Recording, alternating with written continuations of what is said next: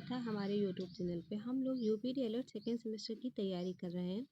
आप सभी जानते हैं कि मॉर्निंग में हम लोग की जो एक क्लास आती है वो पीवाईक्यू की क्लास आती है, जिसमें हम लोग सन 2022 के जो है प्रीवियस ईयर प्रश्नों को पढ़ रहे हैं। सन 2023 के हम लोग प्रीवियस ईयर पढ़ चुके हैं।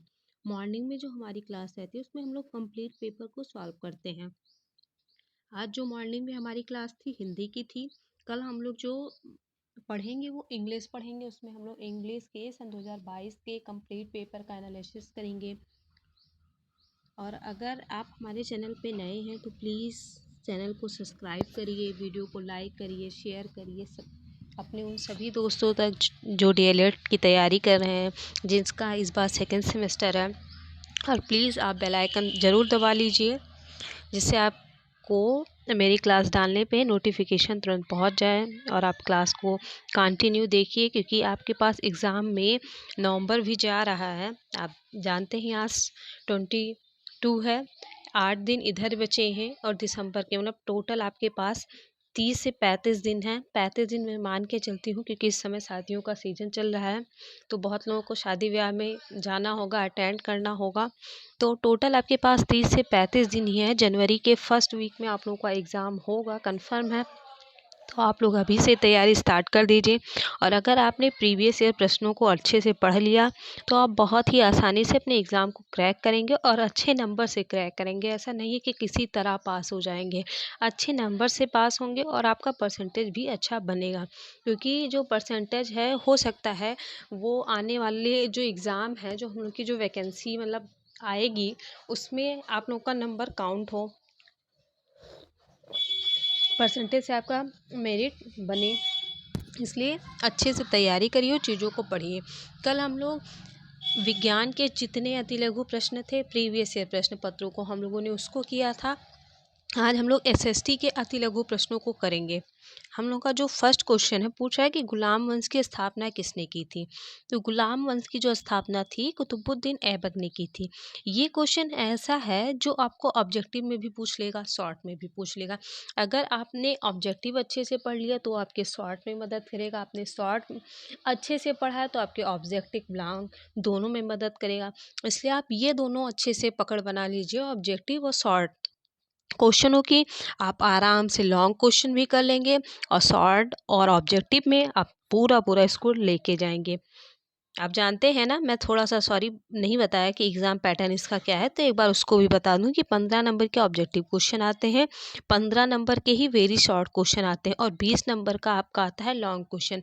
लॉन्ग क्वेश्चन क्या होता है कि 10 क्वेश्चन होते हैं, 2-2 मार्क्स का होता है ये, तो टोटल 20 मार्क्स का हो जाता है। ये 15 ऑब्जेक्टिव क्वेश्चन होते हैं, 15 ही मार्क्स के होते हैं। ये भी 15 क्वेश्चन होते हैं, 15 मतलब एक क्वेश्चन 1 मार्क्स का। टोटल आपका जो एग्ज़ाम है एसएसटी का वो 50 नंबर का होगा, जिसमें आपको 25 नंबर लाना कंपलसरी रहेगा। अगर आप 25 नंबर से कम लेके आए तो आपका बैक लग जाएगा। इसलिए आप अच्छे से तैयारी करिए और चीज़ों को पढ़िए, समझिए। और ये समय आपकी अगर बात करें तो 2 घंटे का पेपर होता है। नेक्स्ट क्वेश्चन हम लोग का क्या है कि गुप्तकालीन में किन्हीं दो शासकों के नाम लिखिए। गुप्तकालीन के किन्हीं दो शासकों के नाम लिखना है, तो क्या हो जाएगा, समुद्रगुप्त और श्रीगुप्त हो जाएगा। आप याद रखिए, गुप्तकालीन के किन्हीं दो शासकों के नाम समुद्रगुप्त और श्रीगुप्त हैं। चट्टानें कितनी प्रकार की होती हैं? चट्टानें 3 प्रकार की होती हैं, आग्नेय, अवसादी और कार्यांतरित चट्टान। पृथ्वी की आकृति कैसी होती है? तो पृथ्वी की जो आकृति होती है वह अंडाकार होती है। पृथ्वी की आकृति कैसी होती है? अंडाकार होती है। बेसाल्ट किस चट्टान का उदाहरण? तो बेसाल्ट एक गहरे रंग की अग्निय शैल चट्टान है। ये चट्टानें ज्वालामुखी फटने के दौरान बनती है, जब लावा पृथ्वी की सतह पर या उसके बहुत पास तेजी से ठंडा होता है, तो उसे हम लोग क्या कहते हैं? बेसाल्ट चट्टान। अग्नि चट्टान क्या है?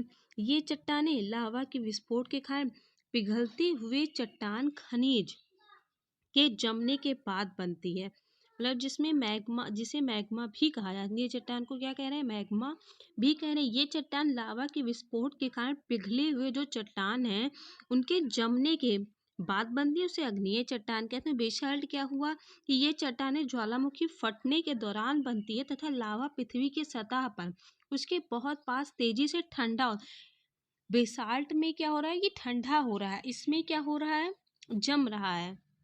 अग्निय में जम जा रहा है, बेसाल्ट में ठंडा हो जा रहा है। नेक्स्ट, मूल कर्तव्यों की संख्या कितनी है? वर्तमान में मूल कर्तव्यों की संख्या 11 है। चालुक्य वंश की स्थापना किसने की? तो ये पुलकेशिन प्रथम ने किया था। दुग्ध क्रांति के जनक कौन है? डॉक्टर वर्गीज कुरियन है। सन 2023 लेटेस्ट पेपर के हैं क्वेश्चन, आप इसको ध्यान रखिएगा। सूर्य ग्रहण क्या है? सूर्य ग्रहण कब और क्यों होता है? अगर हम लोग बात करें सूर्य ग्रहण, तो सूर्य, चंद्रमा और पृथ्वी की सापेक्षिक स्थिति में परिवर्तन, सूर्य चंद्रमा के सापेक्षिक स्थिति में परिवर्तन के फलस्वरूप जब पृथ्वी और सूर्य के बीच, जब पृथ्वी और क्या है, सूर्य के बीच चंद्रमा आ जाता है, पृथ्वी ये हो गया, सूर्य के बीच कौन आ जा रहा है, चंद्रमा आ जा रहा है, पृथ्वी और सूर्य के बीच चंद्रमा आ जाता है, तो उसकी छाया पृथ्वी पर पड़ने लगती है, उसकी छाया पृथ्वी पर पड़ने लगती है, तो उसे ही सूर्य ग्रहण की घटना का होना कहा जाता है। कब? जब पृथ्वी और सूर्य के बीच, पृथ्वी और सूर्य के बीच कौन आ जाए, चंद्रमा आ जाए। पृथ्वी और जब पृथ्वी एवं सूर्य के बीच चंद्रमा आ जाता है, तो उसकी उपछाया पृथ्वी पर पड़ने लगती है, तो इसे ही क्या कहते हैं, सूर्य ग्रहण की घटना कहते हैं। अन्य शब्दों में पृथ्वी और सूर्य के मध्य, पृथ्वी और सूर्य के मध्य चंद्रमा, पृथ्वी और सूर्य के मध्य क्या आ जाए, चंद्रमा की अवस्थिति के परिणाम स्वरूप चंद्रमा की छाया पृथ्वी पर पड़ने लगती है, पृथ्वी पर पड़ने लगती है, तथा सूर्य पृथ्वी को पूर्णतः नहीं मिल पाता। सूर्य ग्रहण की परिघटना सदैव अमावस्या की तिथि क्या होती है, घटित होती है। इतना लिखने की आपको कोई जरूरत नहीं है, बस आप इतना याद रखिए कि सूर्य, चंद्रमा एवं पृथ्वी सापेक्षिक स्थितियों में परिवर्तन के फलस्वरूप जब पृथ्वी, इतना लिखिए कि जब पृथ्वी एवं सूर्य के बीच चंद्रमा आ जाता है, तो उसकी छाया पृथ्वी पर पड़ने लगती है, तो उसी क्या कहते हैं, सूर्य ग्रहण की घटना का होना कहा जाता है। उसके बाद लिख दीजिए सूर्य क्या है, कि सूर्य ग्रहण की परिघटना सदैव अमावस्या की तिथि में घटित होती है। अपित या विशेष अमावस्या तिथि पर ही होती है। विशेष अमावस्या तिथि से तात्पर्य अमावस्या की वैसी तिथि से है जब पृथ्वी चंद्रमा के कक्षीय तल पर है। 1 नंबर के लिए इतना बहुत है, इनफ है। मृदा अपरदन से आप क्या समझते हैं? ये क्वेश्चन सन 2023 में भी आया, 21 में आया है। मृदा अपरदन मृदा के एक साथ एक स्थान से दूसरे स्थान पर पहुंचाने अथवा मूल स्थान से हट जाने पर मृदा अपरदन कहते हैं, या तेज आंधी, तूफान एवं वर्षा के जल द्वारा होता है। जलवायु का अर्थ स्पष्ट कीजिए। ये क्वेश्चन देख लीजिए, इंपॉर्टेंट क्वेश्चन है जो बार बार एग्जाम में पूछे जा रहे हैं।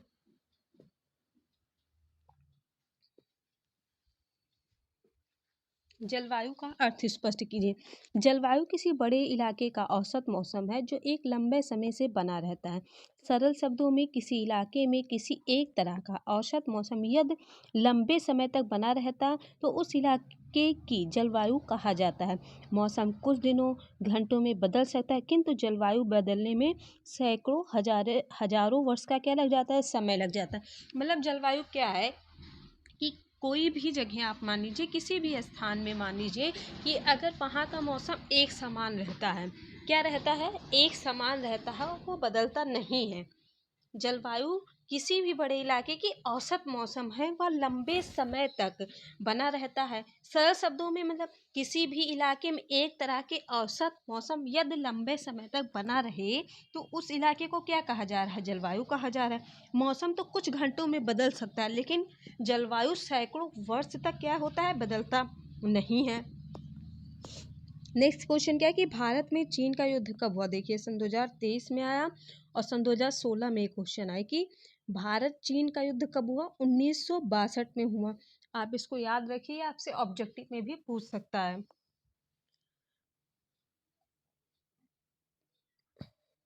ये देखिए सन 2023, 16, 17 मतलब कितनी बार रिपीट हुआ है।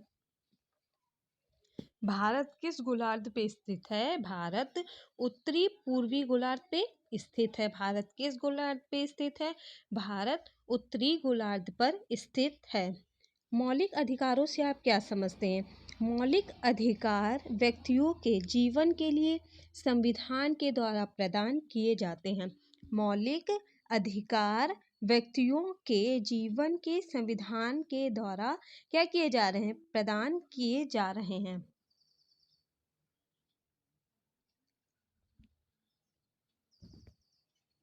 अर्थशास्त्र किसकी रचना है? कौटिल्य की।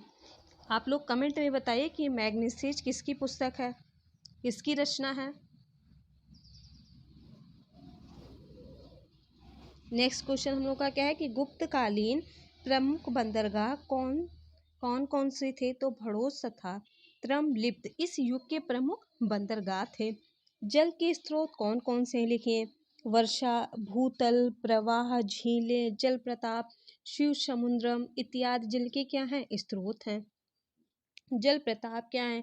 पहाड़ों की चट्टानें, चट्टानों से गिरने वाली नदी या नालों से जल प्राप्त कहा जाता है। यदि गिरने वाला पानी एक बहुत बड़ी धारा के रूप में काफी ऊंचाई से गिरता है तो उसे हम लोग क्या कहते हैं? जल प्रताप कहते हैं। लघु उद्योग को समझाइए। लघु उद्योग को समझाइए।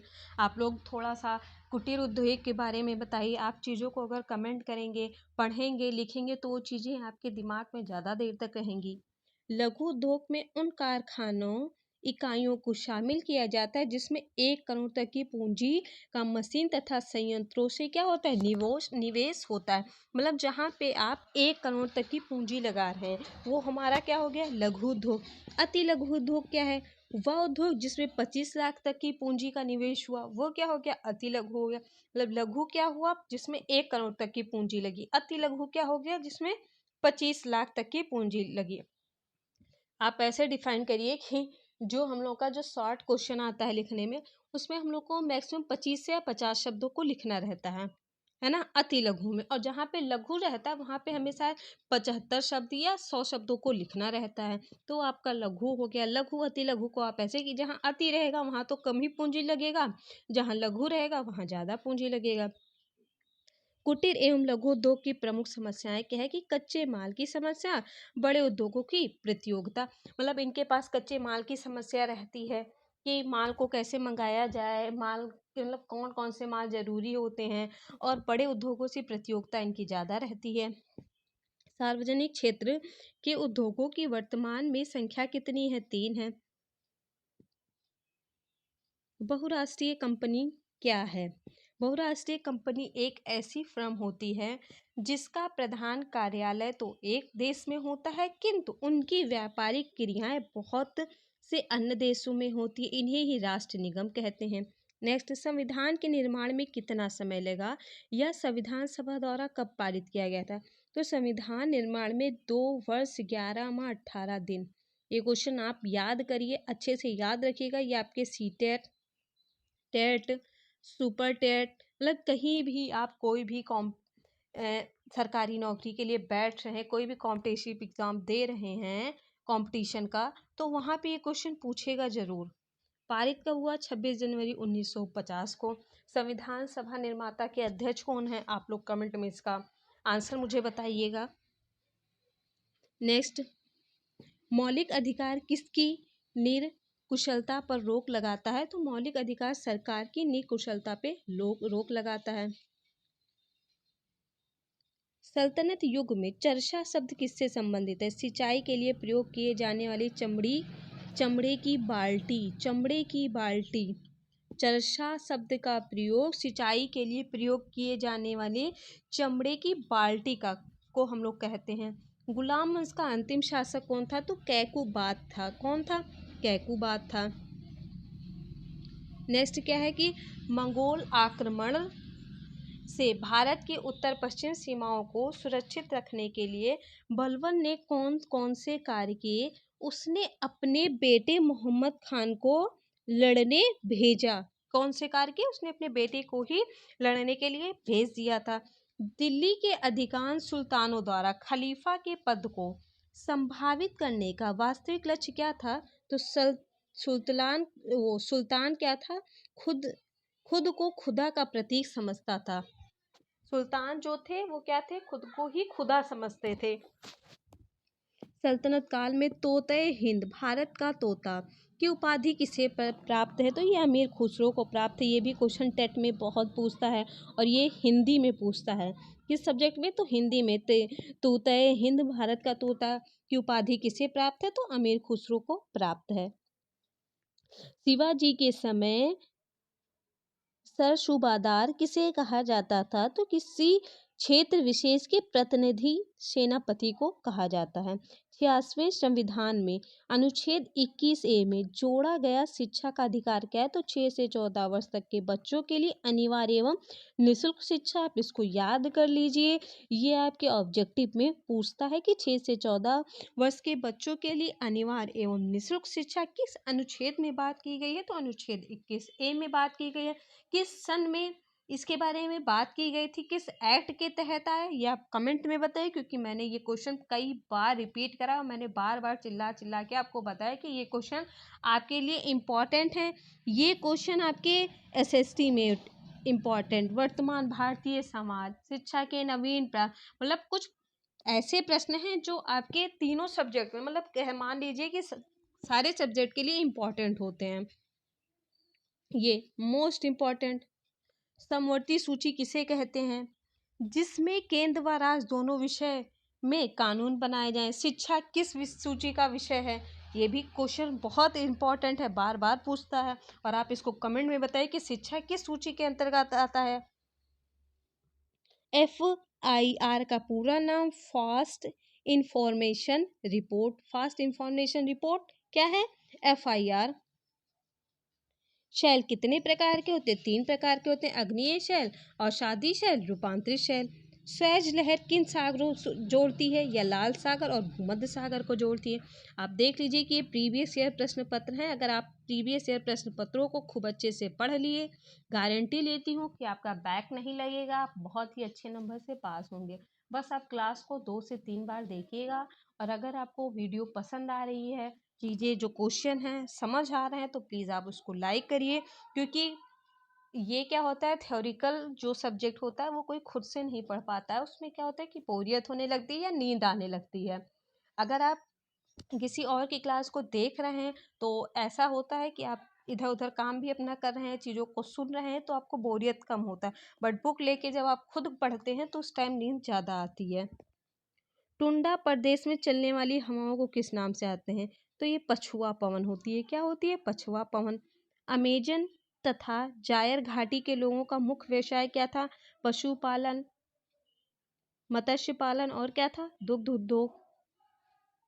अग्नेय शैल का उदाहरण बताइए, ग्रेनाइट, और क्या है, बेसाल्ट।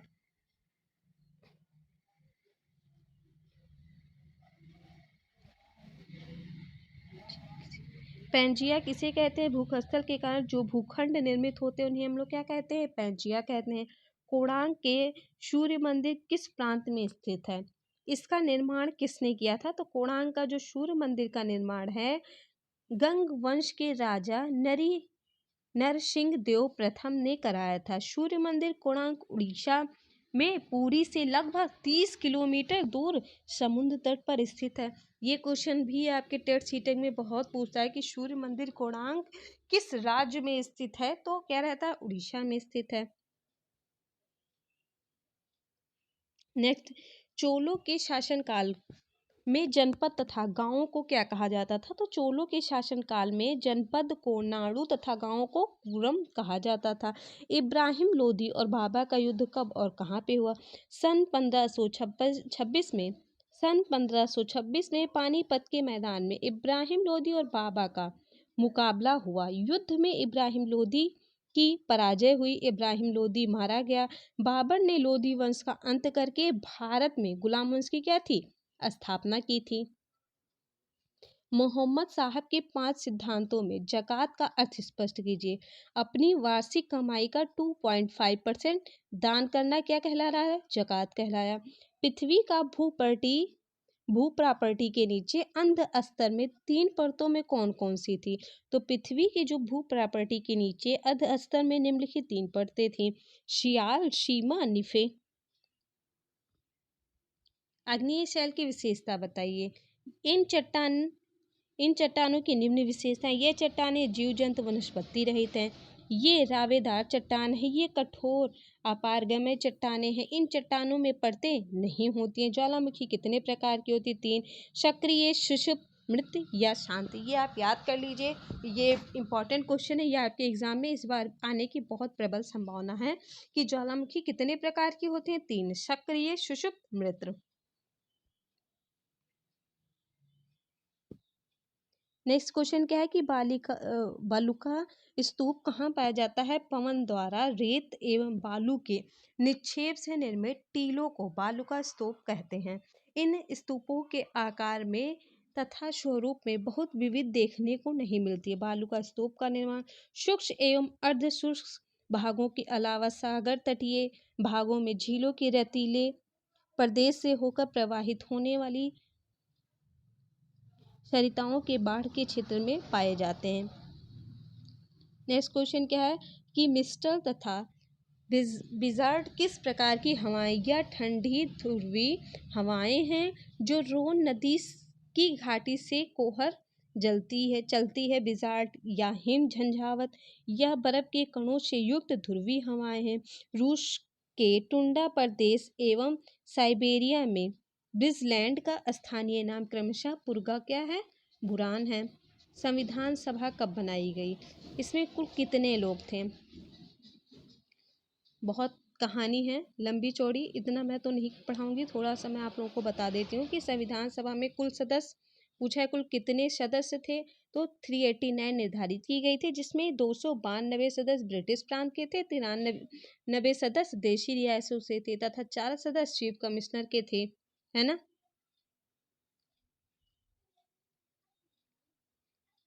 यहाँ से पढ़िए आप क्या है। 1946 में संविधान सभा के 296 सदस्य स्थानों के लिए चुना गया था। संविधान सभा के जो प्रथम अधिवेशन था 9 दिसंबर 1946 को प्रारंभ हुआ। प्रथम अधिवेशन कब आया? 9 दिसंबर 1946 को प्रारंभ हुआ। डॉक्टर सच्चिदानंद सिन्हा के सर्वसम्मति से सभा का अस्थायी अध्यक्ष चुना गया था।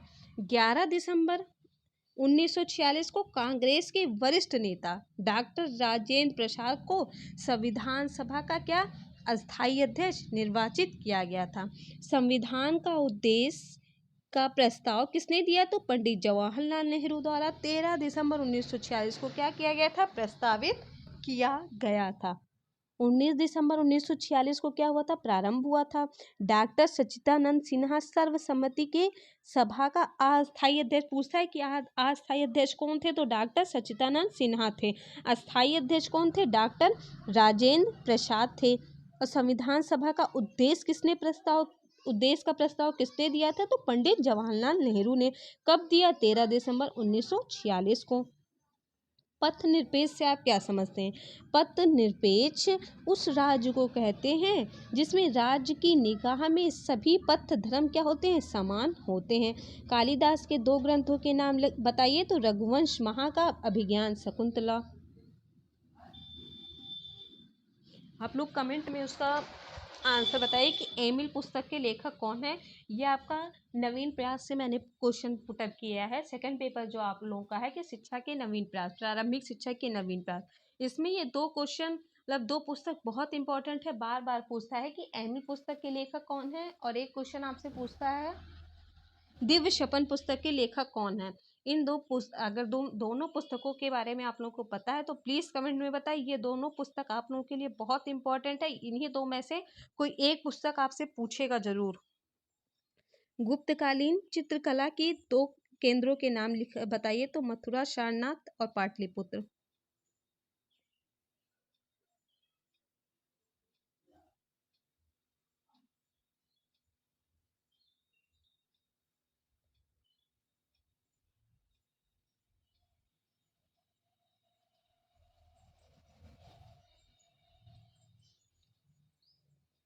लड़का काम लागत है।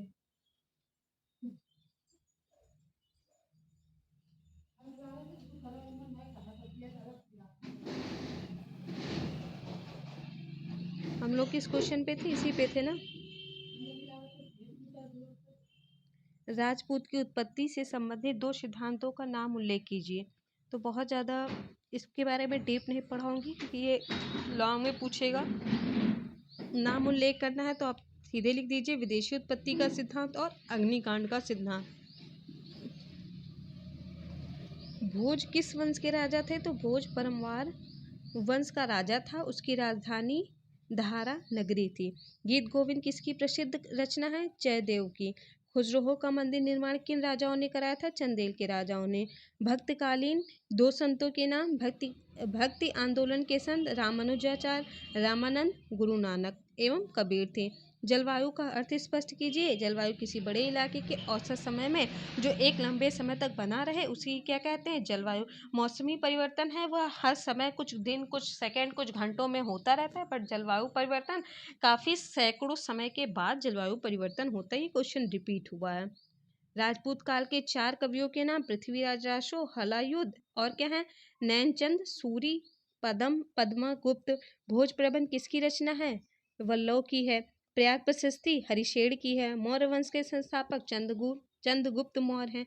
कुतुबुद्दीन ऐबक ने अपने शासनकाल में किन 2 मस्जिदों का निर्माण किया, कुब्बत उल इस्लामा और किस पे, 2.5 दिन का झोपड़ा। सल्तनत काल में राज्य का सर्वोच्च अधिकारी पदाधिकारी कौन है, तो सुल्तान है। हिम नदी के अपरदन से वी आकार की घाटी किस आकार से बदल जाती है, तो ये यू आकार में बदल जाती है। वाष्पीकरण से आप क्या समझते हैं, किसी तत्व या यौगिक का ध्रुव अवस्था से गैस अवस्था में परिवर्तन वाष्पीकरण कहलाता है। जैसे पानी का वाष्प बनकर उड़ जाना, ये क्या कह रहा है, वाष्पीकरण है। सूर्य भी ताप किसे कहते हैं, सूर्य से आने वाली उष्मा जो वातावरण द्वारा सोख ली जाती है उसे ही क्या कहते हैं, सूर्य भी ताप कहलाती है। मूल अधिकार किस पर बल देती है, तो मूल अधिकार सभी नागरिकों के बुनियादी मानव अधिकार के रूप में परिभाषित करती है। अर्थव्यवस्था का वर्गीकरण प्रमुख रूप से किन 2 आधारों से करते हैं, तो श्रम और पूंजी से करते हैं। अगर आपको हमारी वीडियो पसंद आ रही है तो प्लीज़ लाइक कर दिया करिए। आप देखते रहते हैं और वीडियो को लाइक नहीं करते हैं। जितने लोग आप देखे हैं इतना तो आप लाइक कर ही दीजिए। उत्पादन क्या है, उत्पादन अर्थशास्त्र में उत्पादन औद्योगिक प्रतिष्ठानों द्वारा वस्तुओं, सामानों या सेवाओं से निर्मित करने की प्रक्रिया को क्या कहते हैं, उत्पादन कहते हैं। उपभोक्ता संरक्षण अधिनियम कब लागू हुआ, या 1986। मेग्नेसिस द्वारा रचित पुस्तक का नाम बताइए, इंडिका।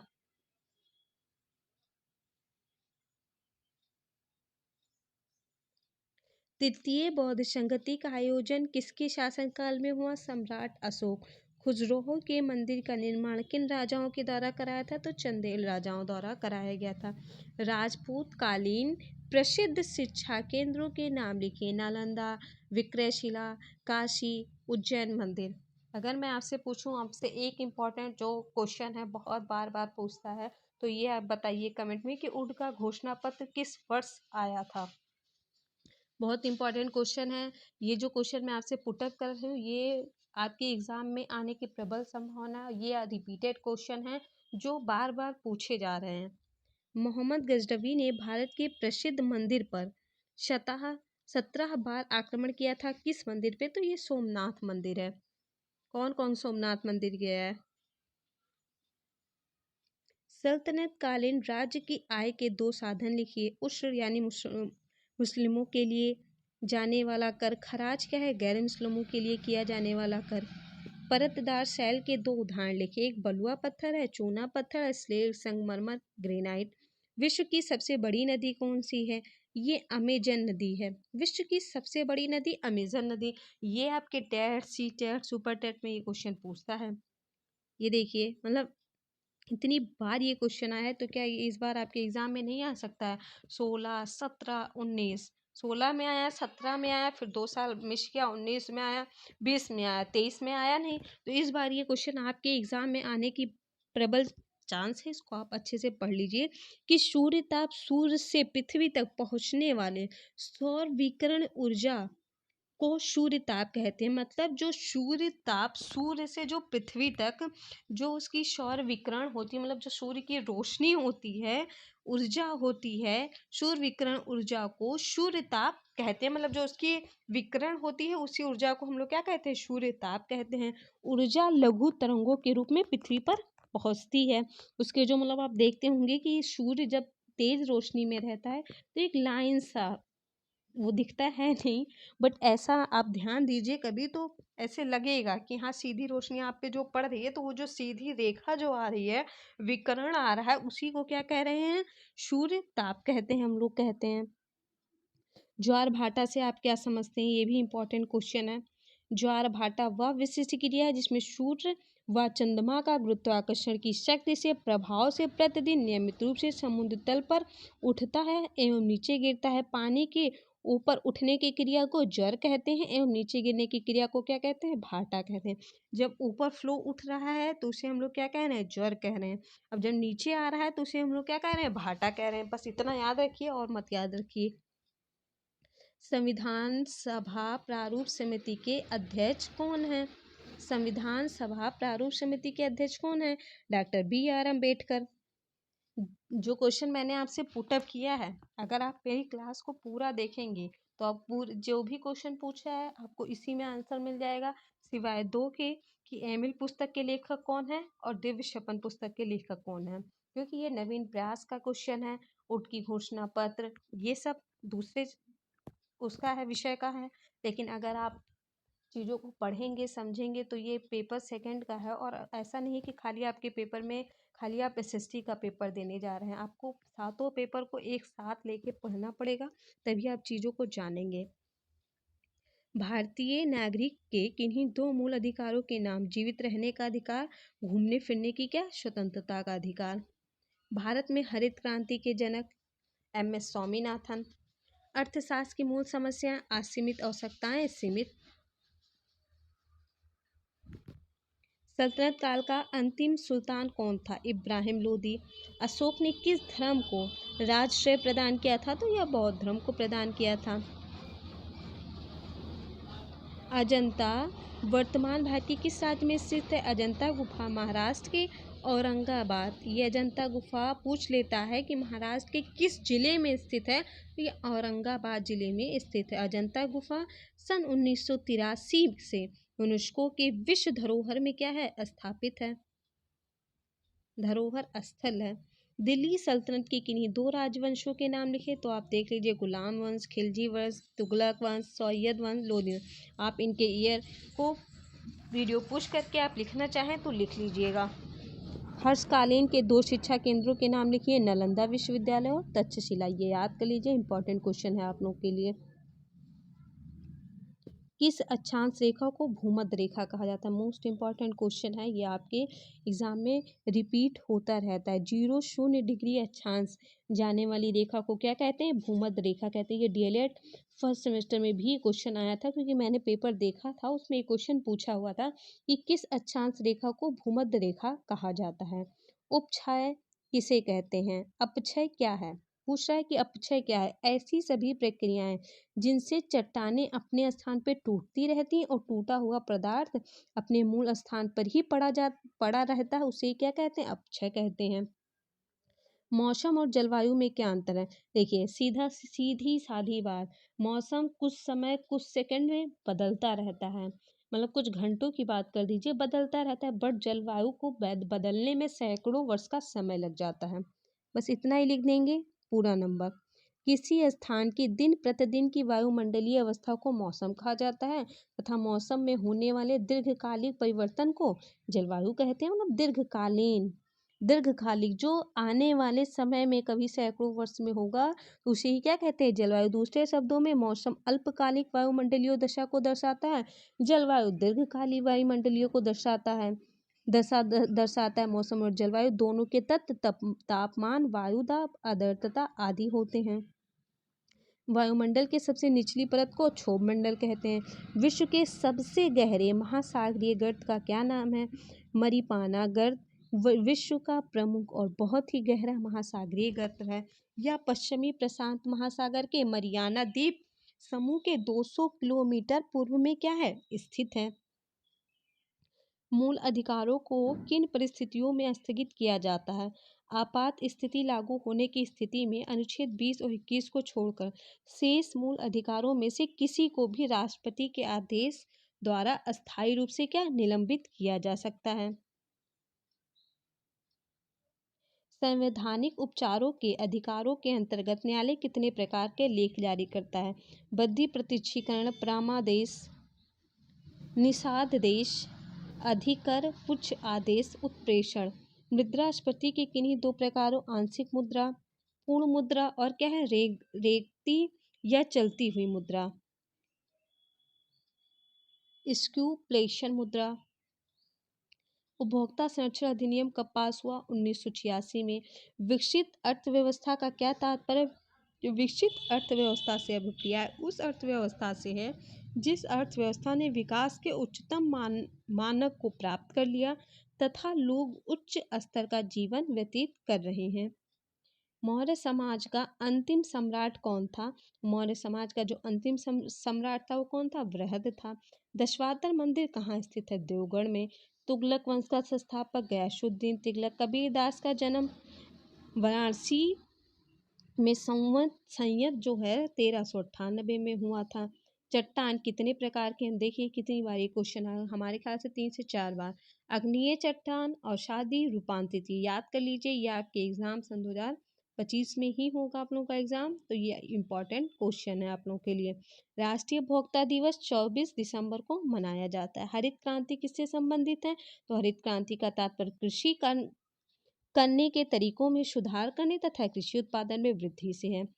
जीवमंडल की परिभाषा दीजिए। वह जहाँ स्थान जल एवं हवा एक साथ मिलते हैं वहाँ सभी प्रकार की वनस्पतियाँ, जीव जंतु, पशु पक्षी आदि का जन्म होता है, वह जीवमंडल या जैव मंडल होता है।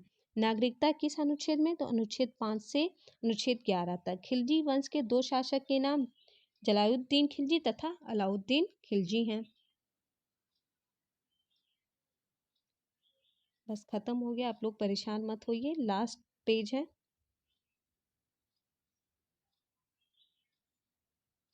अस्थाई पवन किसे कहते हैं? वे पवन सदैव एक ही क्रम में वर्ष भर निश्चित दिशा की ओर चलते हैं, यद्यपि इनका वितरण पूरे ग्लोब पर होता है। इसकी उत्पत्ति समस्त ग्लोब के तापक्रम तथा पृथ्वी के घूर्णन से उत्पन्न उच्च दाब तथा निम्न वायु दाब से संबंधित होता है, अतः इन्हें ग्रही पवनें भी कहते हैं। मतलब जो एक ही क्रम में चले, निश्चित दिशा में चलती है, उसी क्या कहते हैं? अस्थाई पवन कहते हैं। हेन सेंग कौन था? इसका जन्म के हेन सेंग चीनी यात्री था और यह हर्षवर्धन के शासन काल में आया था और यह 15 सालों तक रहा तथा इसका जन्म 602 ईस्वी में हुआ था। गुप्त साम्राज्य में साहित्यिक स्रोत कौन कौन से हैं? गुप्त साम्राज्य में साहित्यिक स्रोत ऋतु संहार, कुमार समूह और मेघदूत अभिज्ञान शकुंतला है। भूकंपीय तरंगों को नापने वाला यंत्र रिक्टर स्केल। ज्वालामुखी उद्गार से निकलने वाले पदार्थों के नाम लावा, चट्टानें और बहुत सी गैसें निकलती हैं। नागरिक बनने के लिए किन शर्तों को पूरा किया जाना चाहिए? अगर को बाहरी व्यक्ति भारत की नागरिकता लेना चाहता है, अगर कोई बाहरी व्यक्ति भारत की नागरिकता लेना चाहता है तो उसे कम से कम पहले 7 साल के लिए भारत में रहना होगा। मतलब कोई भी व्यक्ति है अगर वह नागरिकता लेना चाहता है भारत की तो उसको कम से कम 7 साल क्या करना पड़ेगा? भारत में रहना पड़ेगा। ग्रेशम का नियम क्या है? ग्रेशम का नियम बुरा सिक्का हो जाता है, वह अच्छे सिक्कों को चलन से बाहर कर देता है, लेकिन अच्छा सिक्का बुरे सिक्के को चलन से बाहर नहीं करता है। भारतीय सेना का सर्वोच्च सेनापति कौन होता है? राष्ट्रपति होता है। लघु एवं कुटीर उद्योग छोटे पैमानों पर होता है जो मध्य स्तर के लोग करते हैं। कुटीर क्या है? कुटीर कारीगर द्वारा कम पूंजी में अधिक कुशलता से अपने हाथों के माध्यम से अपने घरों का निर्माण किया जाता है। दोनों में यही अंतर होता है। मतलब कुटीर क्या होता है? जो अपने हाथों से निर्माण किया जा रहा है, छोटे छोटे कार्य को किया जा रहा है, वह कुटीर उद्योग है। लघु मतलब कुटीर से थोड़ा बड़ा हो जाता है। पृथ्वी पर कितने दिन में सूर्य का चक्कर पूरा होता है? और ये बताइए सूर्य की किरणें पृथ्वी तक में आने में कितना समय लगता है? ये आप कमेंट में बताइए। 365 6 घंटे 48 मिनट 45.51 सेकंड में पूरा करती है। बहुराष्ट्रीय कंपनियों से आश्र बताइए। जो बहुराष्ट्रीय कंपनियों से अपने देश की तुलना में एक या एक से अधिक देशों में वस्तु एवं सेवाओं को उत्पन्न करती है, उन्हें बहुराष्ट्रीय कंपनी कहते हैं। ये क्वेश्चन रिपीट हुआ है 3 बार। अपने देश की तुलना में एक या एक से अधिक देशों में वस्तु एवं सेवाओं को उत्पन्न कराती है, उन्हें ही बहुराष्ट्रीय कंपनी कहते हैं।